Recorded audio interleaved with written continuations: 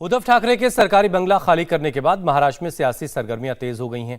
इसके साथ ही सीएम उद्धव एक विवाद में भी घिरते हुए नजर आ रहे हैं। बीजेपी नेताओं ने उद्धव के खिलाफ कोरोना प्रोटोकॉल तोड़ने का आरोप लगाया है। दिल्ली बीजेपी के नेता तेजिंदर पाल सिंह बग्गा ने ट्विटर पर आरोप लगाया कि कोरोना पॉजिटिव होने के बावजूद उद्धव ने अपने समर्थकों से मुलाकात की। बग्गा ने मुंबई के मालाबार हिल पुलिस स्टेशन में ऑनलाइन शिकायत भी दर्ज करवाई है और इस शिकायत में कहा गया है कि उद्धव कोरोना पॉजिटिव होने के बाद उन्हें आइसोलेशन में रहना चाहिए था, लेकिन सरकारी आवास से अपने निजी बंगले जाते वक्त उन्होंने कार रोककर समर्थकों से मुलाकात करते देखा गया। बीजेपी आईटी सेल के प्रमुख अमित मालवीय ने भी ट्वीट कर उद्धव के कोरोना पॉजिटिव होने का मुद्दा उठाया।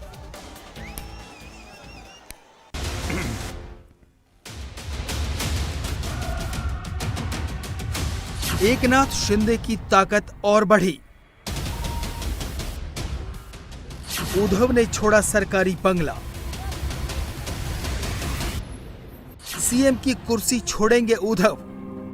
की उद्धवजी तुम्ही कारभार करायला नालायक आहात। हे कोविडच्या काळातले टॉप 5 वगैरे सोडून द्या, आम्हाला तुम्ही मुख्यमंत्री पदी नको। महाराष्ट्र में एमवीए सरकार का countdown. Floor of the house पर अगर मौका मिला तो हम बहुमत सिद्ध करके दिखाएंगे। तस्वीर कुछ और बयान कर रही है, उद्धव कुछ और कह रहे हैं, लेकिन उनके सेनापति कुछ और ही बात कह रहे हैं। अब सबके मन में यही सवाल है कि आज क्या होगा। क्या आने वाले कुछ घंटों में महाराष्ट्र में सत्ता का पासा पलट जाएगा या फिर घर खाली करना भी एक सियासी चाल का हिस्सा है। एकनाथ शिंदे 40 से ज्यादा विधायकों के साथ गुवाहाटी में डटे हैं। मुंबई में सबकी निगाहें उद्धव ठाकरे पर लगी थी। बाला साहब की विरासत संभाल रहे उद्धव ने पहले फेसबुक लाइव पर इमोशनल कार्ड खेला, फिर सरकारी बंगले वर्षा से सामान उठाया और सीधे मातोश्री में शिफ्ट हो गए। इस कदम से शिव सैनिकों में उबाल आ गया। बंगले के आगे भीड़ लग गई। कोरोना पॉजिटिव उद्धव भी इमोशनल हो गए। संक्रमण की परवाह न उद्धव को थी न समर्थकों को। सीएम ठीक बीचों बीच पहुंच गए। समर्थकों ने नारेबाजी की, सीएम गदगद हो गए। उद्धव तुम आगे बढ़ो, हम तुम्हारे साथ हैं। उद्धव ही कौन आया, शिव सैनिक उद्धव आया, इस तरह के नारे लग रहे हैं और ये लंबी कतार है।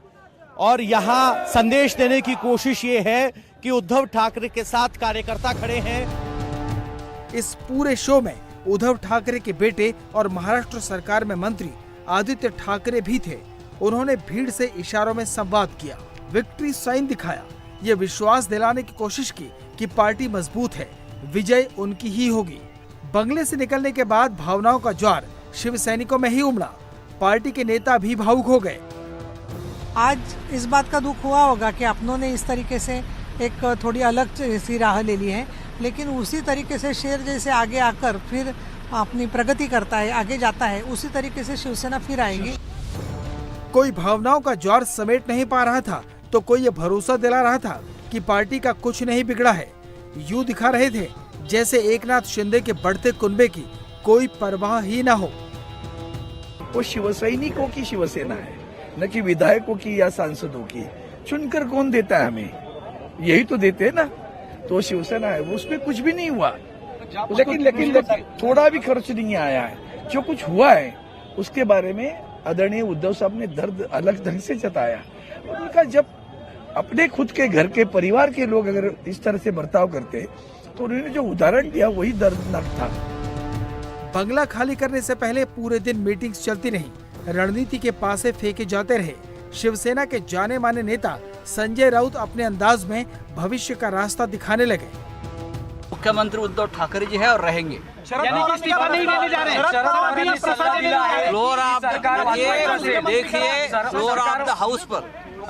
फ्लोर ऑफ द हाउस पर अगर मौका मिला तो हम बहुमत सिद्ध करके दिखाएंगे। सरकारी बंगला खाली करने से पहले उद्धव ठाकरे ने एक और दांव चला, महाराष्ट्र की जनता से संवाद करने का।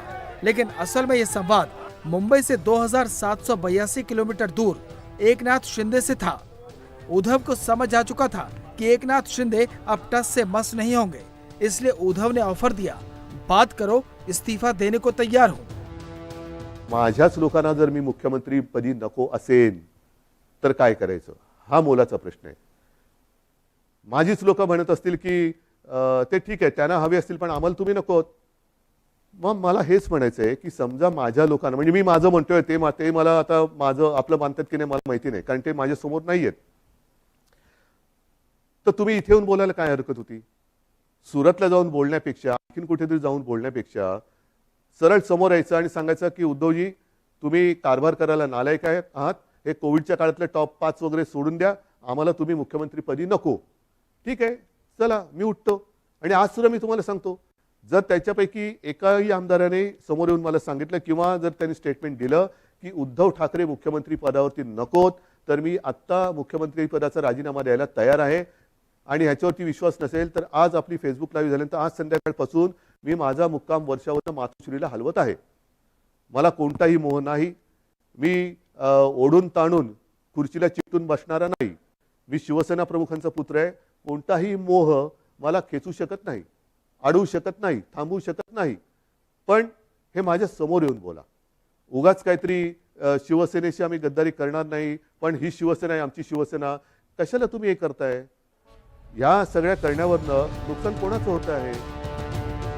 फेसबुक लाइव से पहले उद्धव की समझ में इतना तो आ चुका था कि वो अब ज्यादा दिनों तक महाराष्ट्र के सीएम नहीं रहेंगे और उन्होंने खुद ही इस बात के संकेत भी दे दिए की काँग्रेस आणि राष्ट्रवादीने, विशेषतः पवार साहेबांनी, ती बैठक आमची तिन्ही पक्षाची झाली. त्या बैठकीमध्ये सगळं ठरलं आणि ते ठरल्यानंतर मला त्यांनी सांगितलं की उद्धव जरा 1 मिनिट बोलायचंय. म्हटलं काय बोलायचं? आता ठरलंय सगळं. नाही 1 मिनिट. आणि बाजूला खोलीत गेल्यानंतर त्यांनी सांगितलं की उद्धव हे सगळं ठीक आहे, पण जबाबदारी तुम्हाला घ्यावी लागेल. पवार साहेब काय मस्करी करता का? मी आतापर्यंत महापालिकेत सुद्धा महापौर जिंकल्यानंतर अभिनंदन करायला जातो. म्हणजे साधा महापालिकेत न गेलेला माणूस मुख्यमंत्री कसा होणार? ते बोलले नाही तुम्हाला हे करावं लागेल. ठीक आहे, जिद्द केली. मग पवार साहेबांनी, सोनिया गांधींनी विश्वास टाकला माझ्यावरती. सोनियाजी सुद्धा मध्ये कधीतरी आपुलकीने फोन करत असतात, विचारत असतात.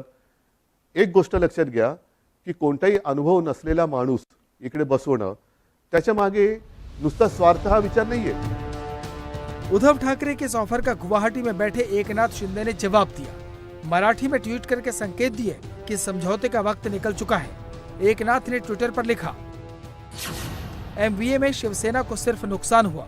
2.5 सालों में दूसरे दल जहां मजबूत होते गए, वहीं शिवसेना की ताकत कम होती चली गई. पार्टी और शिवसैनिकों के अस्तित्व के लिए इस बेमेल गठबंधन से बाहर निकलना जरूरी है. महाराष्ट्र के हित में अब निर्णय लेने की जरूरत है. एकनाथ शिंदे ने उद्धव के जवाब में जो कहा वो बात उन्होंने सुबह ही कह दी थी और ये इशारा दे दिया कि वो अब वापस मुड़कर देखने वाले नहीं हैं. ये लोग जो है, हम बाला साहब ठाकरे जी का जो हिंदुत्व है इस और उनकी जो भूमिका है उसको हम लोग आगे ले जाना चाहते हैं. इंडिया टीवी हर वक्त हर जगह डाउनलोड करने के लिए सर्च करें India TV news Google play store या ऐप स्टोर पर.